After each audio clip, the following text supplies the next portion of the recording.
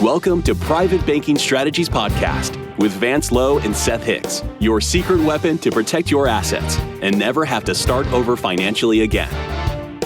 Vance and Seth help high net worth individuals, families, business owners, and investors structure an asset-protected, tax-free fortress for their families. Learn how to keep what you earn and use the velocity of money to create your own private banking system. Join us on this journey as we explore the secret strategies of the rich and political elite and help you take total control of your financial security. Now, on to the show.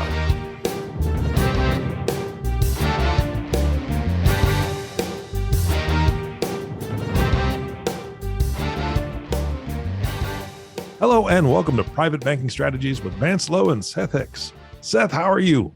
Doing great, Eric. Thank you. Oh, and Vance, you ready? I'm doing wonderful, and we're ready to go. Oh, I know you are. You're chomping at the bit to teach me something because I need to learn some things, Vance. What are we talking about today? We're going to finish with the 5 human factors that we have to overcome on a daily basis to accumulate wealth and be successful. Okay, let's get to it. What's first? We're going to pick up where we left off. So if anyone hasn't listened up to this point, you need to go back and listen to our first podcast.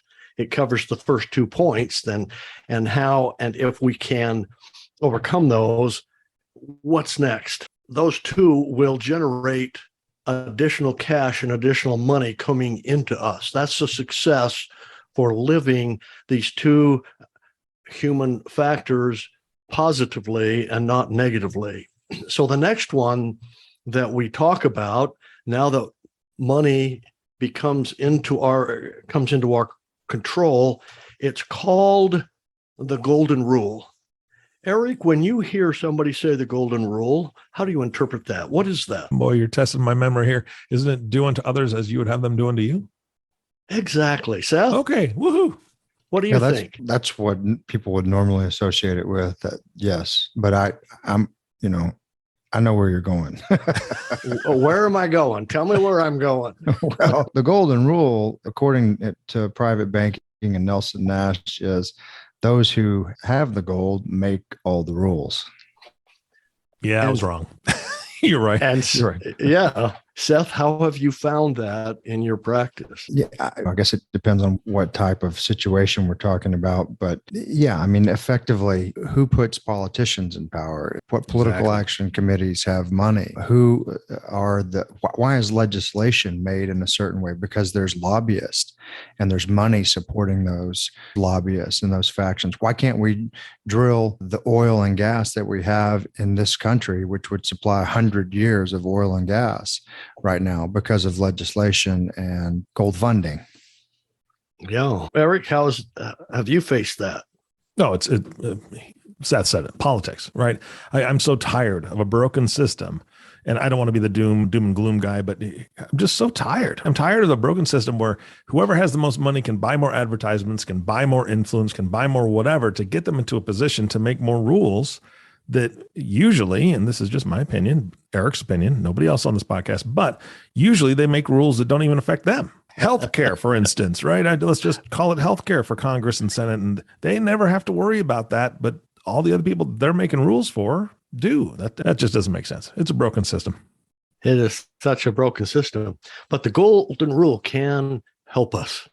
It can be a positive factor in our life when we're the one who has the money. And I think all 3 of us agree with that. True. If we have the money, we can control our own situation pretty much. In Nelson Nash's book, and the reason that he brings this factor out is because there is a broken system out there and they want you to play by their rules. If you go to the bank, be prepared to sign away your entire life now on a loan. They have so much paperwork. It is unbelievable just for a simple loan, especially because we deal with lines of credit for people so they can access their equity in their houses and stuff. And it is usually right now, it's a minimum of a 90-day process. And that's full-blown working out according to what the banks have. Years ago, as the story goes, Panasonic wanted a break. They were very successful in these microchips or transistors back then it was. And they felt like they could do two things. They could produce their wares, their product at a cheaper outcome, and provide work for people who didn't have jobs. So they went to Mexico and they went through all the MRO over there to set up business.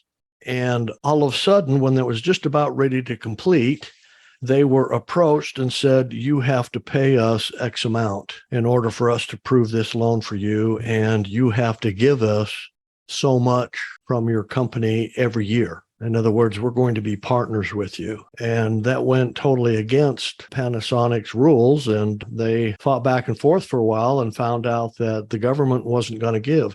Now, this business was going to employ and change over 2,500 employees' lives. That's how many people they were going to hire in Mexico. And millions of dollars of prosperity was getting ready to be handed to Mexico. But the end result is that Panasonic said, no, we're not going to do that. And the government said, yes, you are. We're going to make you. Said, how are you going to make somebody who's not in your company or your country? And picked up and left. He who has the gold makes the rules. Government has no gold. They have power, which is all corrupt these days. So picture you and I in that situation. If we have the funds and we can put them to work and know that they're going to return on an increasing basis, we can control more and more of our own personal destiny.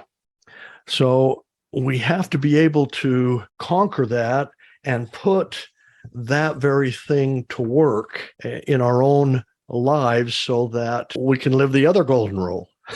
We need to help other people. You know, we're Christians or whatever our faith is. We all believe that where much is given, much is expected, so to speak. And we want to be able to do that. And this is why I'm still doing what I'm doing. Is I just have such a great passion on a topic and a strategy where every single person who embarks on this thing will win.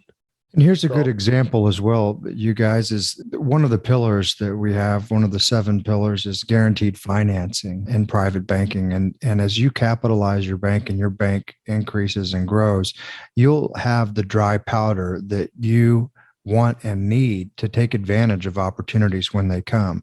And we've talked about this before, Eric, that every market cycles and the real estate market is going to cycle. And there's indicators now that it already has started to turn over, and there will be opportunities that are coming people's way that have cash, whether it's investment or home buying opportunities, just like there were after the 2007 and 2008 mortgage crisis last time. Things became heavily discounted from their all-time high prices, and people were picking things up at 50% of those all-time highs. And then now that climbed way back up, and the same thing will happen again. If you have to go crawl into your branch bank and beg for a loan, I heard someone complaining about it, a businessman said, man, I've gone through all these loan applications and SBA loans. It's been 90 days and the opportunity came and went. And so I didn't have the ability to seize the opportunity. But where if you've got your own private bank and it's well capitalized, you can seize those opportunities and you can increase your wealth and your ability to provide for your family in a much more controlled fashion where you're not beholden to a third party. Do you see yourself in that story? Do you feel like you are generating a lot of revenue, but are not moving forward as fast as you would like? Are you ready for help? Please call Private Banking Strategies at 817-200-4777 or visit us at www.privatebankingstrategies.com.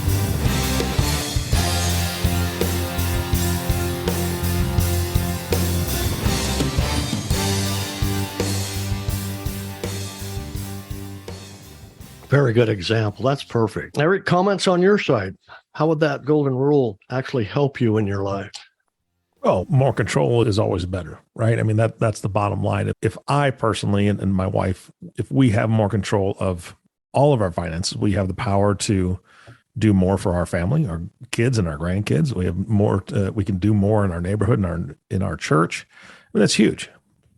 I believe that. I have personal testimony and witness of teaching my grandkids this concept. Their minds aren't cluttered. They don't know.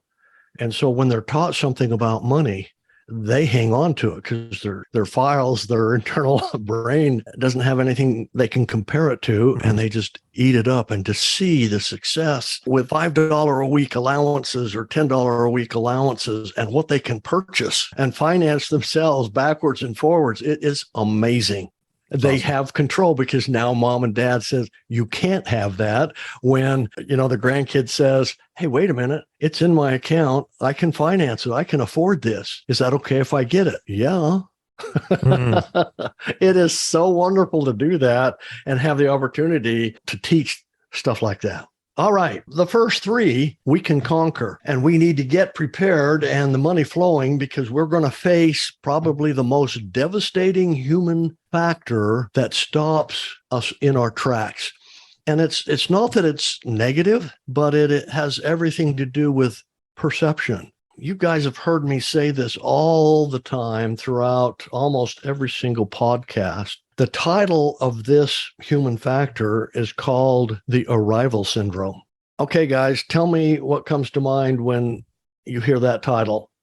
Seth? So the arrival syndrome, I think, affects us sometimes when we think if we just had that we would be done, that it would finish the equation for us, whether it's a retirement sum or some type of life-changing, game-changing event that ultimately doesn't accomplish that.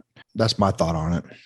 Yeah. And I'm going to piggyback right off of that because I found myself, it's so weird. I've never heard of the arrival syndrome before just a moment ago, but now I kind of realize I'm fighting that within myself over the last couple months.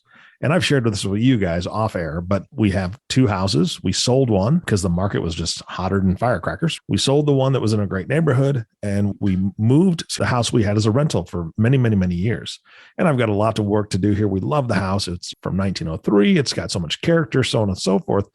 But the beauty is that now we have no mortgage. We've never been that way. We've never had that in our entire life. And all of a sudden, I almost felt this like huge sigh of relief. Well, I did a sigh of relief because of being debt free for the first time in our lives. But at the same time, it was almost this moment where I was like, okay, we're done. And we're a long way from done. But that's kind of how I felt for a good week. I'm like, wait a second. No. Now we need to get busy doing other things. Okay. I appreciate both of those comments. What I want to share with the audience is take them down a little bit of a road here. Arrival syndrome is based on opinion. It's based on mainly false opinion. Oh, I've been there. I've done that. Everybody's doing it this way. Oh, whole life insurance. Now that's bad stuff. Dave Ramsey says this. We have an opinion over everything. We've just kind of learned together that through our associations, and most of it's been programmed into us by the media, the television, radio, whatever else. And it's misleading. It's not so much about what you don't know that hurts you. It's about what we think we know that's incorrect. We don't think we can ever get out of debt. That's totally incorrect. You can get out of debt far faster than you think, under your own circumstances and under your own power. So the reason it is so devastating is because every time we form a false opinion, it's like putting a stake in the ground with a chain on it, tied to your foot. And you can only go so far, and that's it, because you're not willing to look beyond that and find out the truth. And I see that every single day when somebody calls our office and they look at our book, they do all the podcasts, they jump in, they fill things out, they're ready to go, and they start putting their own thought to it, the way, oh, well, it's going to work this way. You're doing this, you're doing this. And I have to smile, and I call it bubble popping to get to their attention. No, it's not like that. It's this way, and here's how I want you to think about it, and here's how you want to do. And this is why I love to do this. as these little lights come on, people, the enthusiasm just, wow, that's right. That's great. We have to be able to look beyond ourselves and our own interpretation of things. Nelson Nash, when he was tutoring me, gosh, almost 18 years ago now, and I literally feel sad because he's gone, because I wasn't able to pull out everything that he knows, all of his wisdom. But you have to understand that you don't know everything. And I said, I agree with that. And he said, see what I'm talking about? And that shook me right there. Did I say something wrong? He says, no, just understand that you are a conscious incompetent. What does that mean, Seth? It means you don't know everything, and that there's things that you can always grow in and learn about. And bringing that full circle of $50,000 as the windfall that you think will change your life, you've got narrow perception. And the same for Eric's example, or the same if you think you know about private banking, or if you think you know about how to take advantage of the tax laws. You should always be a student and always be learning.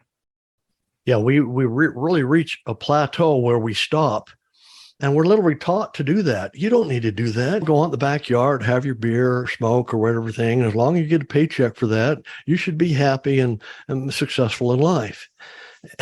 It's not like that. I'm not Bubba, so to speak. Let's talk about that just a little bit more deep, because I really want to drive home.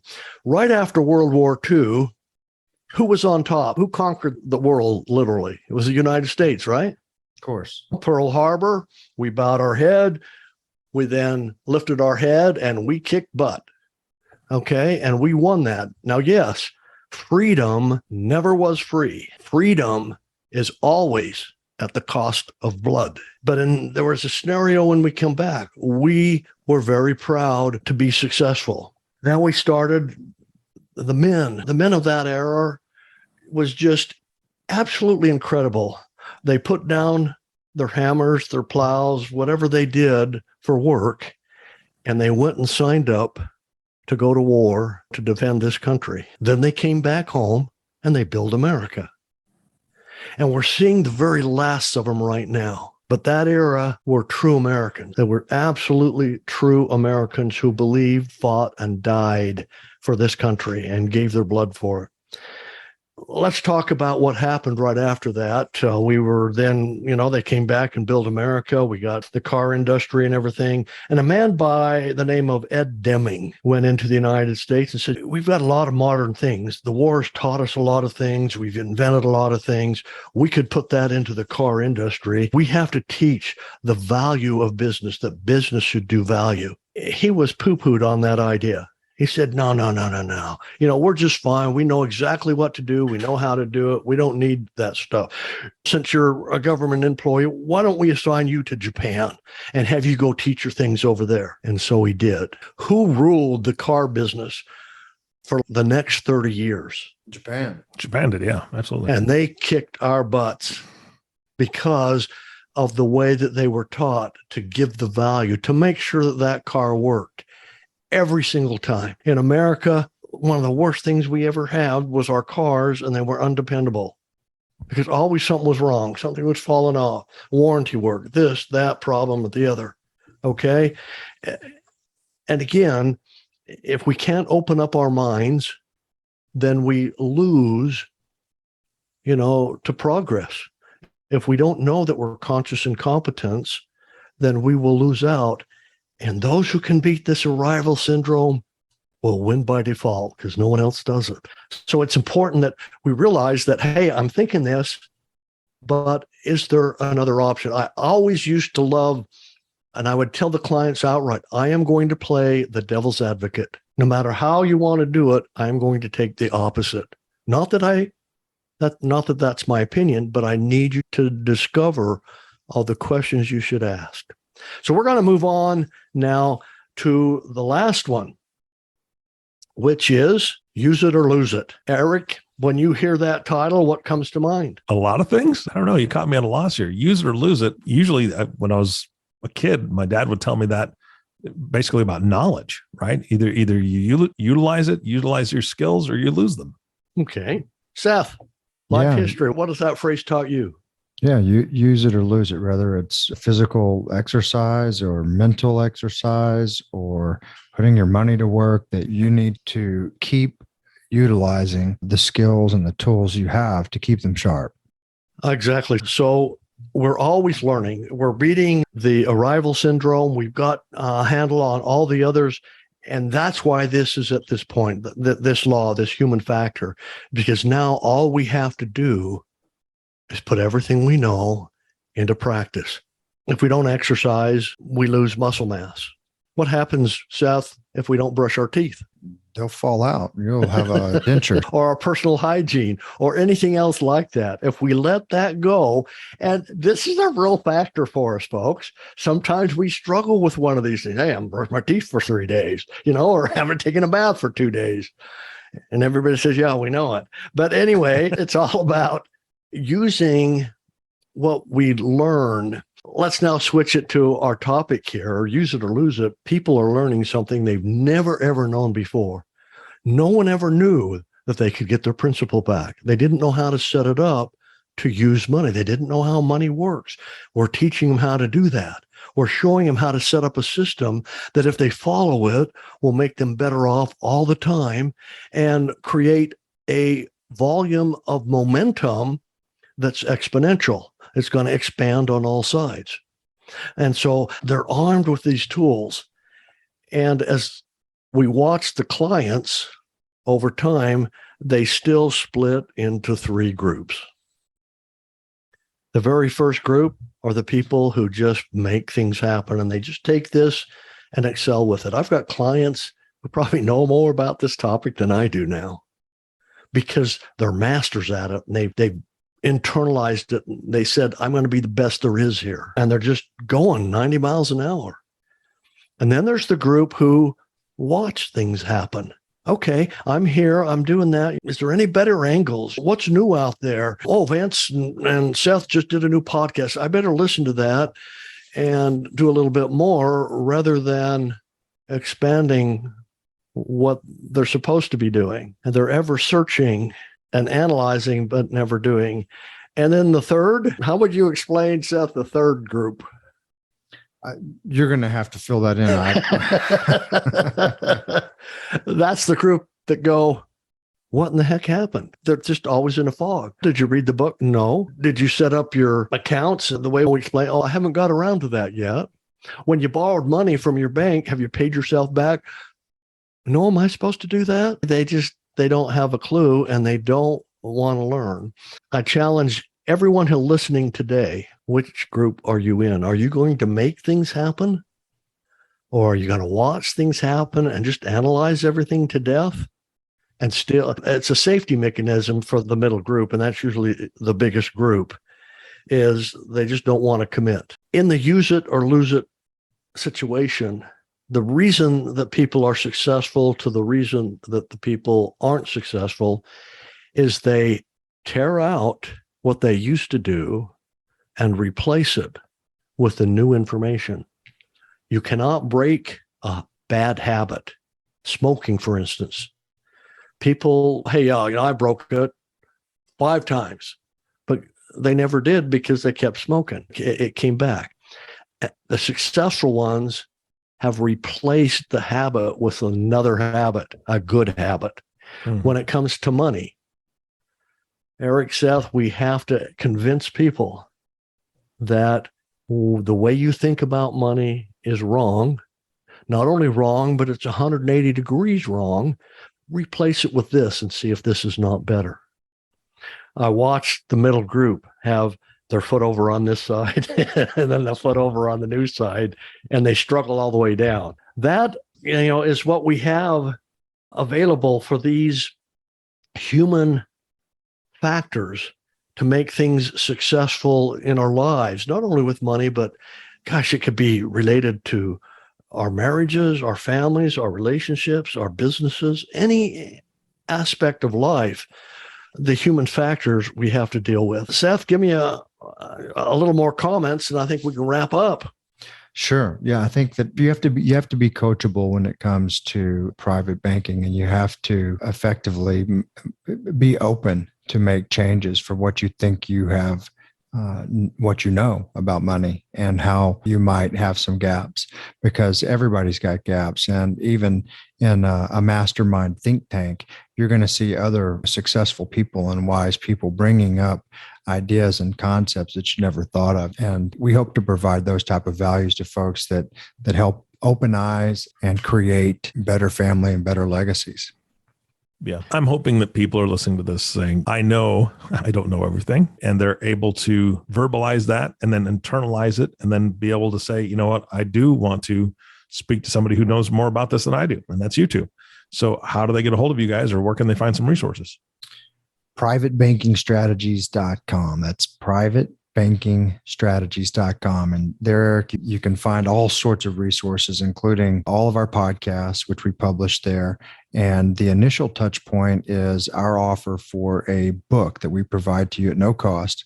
We like to call it a red pill book, meaning that it hopefully opens your eyes to things. And we called it The Secret Banks Don't Want You to Know. And in there, you're going to see a number of issue spotting stories and examples that help illustrate how you need to take the banking equation back in your own life, and how you can put these principles we've been talking about on this podcast and others to work for yourself. And so when you begin to implement the golden rule, and you've got more cash at your disposal, and you're able to keep control of your transactions, take control of opportunities, when you're able to keep your open-mindedness and be coachable, and then use the tools that you create, that's where you're going to see the acceleration in your wealth growth. Absolutely. Vance, Seth, thank you so much for your time today. Thank you, Eric. Thank you. You bet. And our last thank you is going to you, the listening audience. Thank you so much for tuning in and listening to the Private Banking Strategies podcast with Vance Lowe and Seth Hicks. If you have not subscribed to the podcast yet, please click the subscribe now button below. This way, when Vance and Seth come out with a new podcast, it'll show up directly on your listening device. This makes it really easy to share these podcasts with your friends and family.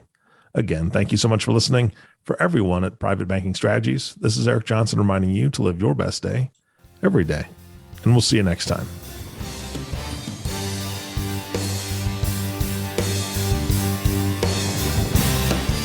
Did that story feel like it was about you? Do you feel you should be making more progress toward your financial goals? Do you feel stuck? Let us help you get unstuck.